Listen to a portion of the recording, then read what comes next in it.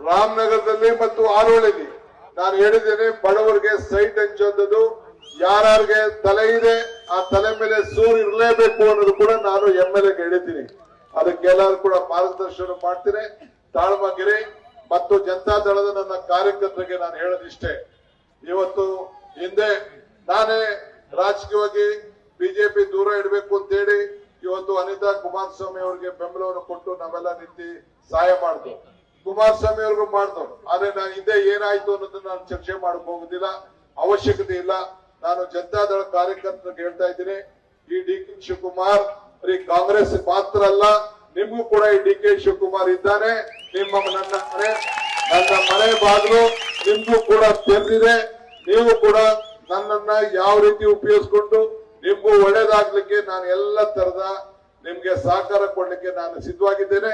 ಈ ತಾಲೂಕಲ್ಲಿ ಏನು ಅವಕಾಶ ಇದೆ ನಾನು ಆಗಾಗ ಹೇಳ್ತಾ ಇದ್ದೀನಿ, ದೇವರು ವರನೂ ಕೊಡುದಿಲ್ಲ, ಶಾಪನೂ ಕೊಡುದಿಲ್ಲ, ಅವಕಾಶ ಮಾತ್ರ ಕೊಡ್ತಾನೆ. ಸಿಕ್ಕದಂತ ಅವಕಾಶದಲ್ಲಿ ಪ್ರಾಮಾಣಿಕವಾಗಿ ನಾವು ಉಪಯೋಗಿಸ್ಕೊಂಡು ನಿಮ್ಮ ಸೇವೆಯನ್ನ ಮಾಡಬೇಕು ಅಂತ ಹೇಳಿ ದೇವರು 4 ಋಣ ತೀರಿಸಬೇಕು ಅಂತ ಹೇಳ್ತಾನೆ.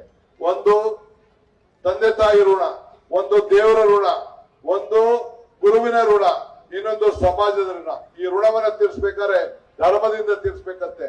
ಹಂಗೆ ನಾನು ಏನೇ ಮುಖ್ಯಮಂತ್ರಿ ಆಗಿದ್ರು ಕೂಡ ನಿಮ್ಮ ತಾಲೂಕಿನ ಒಬ್ಬ ಮಗ, ನಿಮ್ಮ ಸೇವಕ.